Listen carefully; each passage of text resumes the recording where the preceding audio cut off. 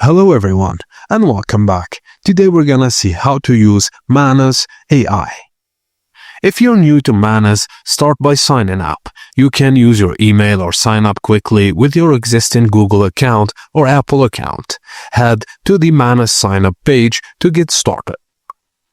Once your account is approved, go to the dedicated Manus login page. Sign in using the email link to your account or log in with Google or Apple. After signing in, you'll be taken to Manus's main interface. You'll see a prompt box similar to ChatGPT or Claude. Type your instructions or question into the box, then hit Enter to submit.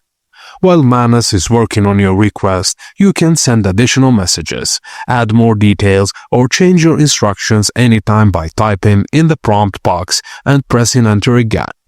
You can also leave the app and return later to check on progress.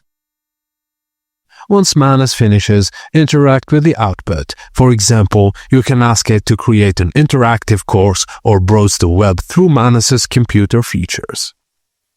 To get better responses, provide Manus with all relevant information upfront. Manus allows you to add up to 20 pieces of knowledge to enhance its understanding and can add this context directly into the interface as needed.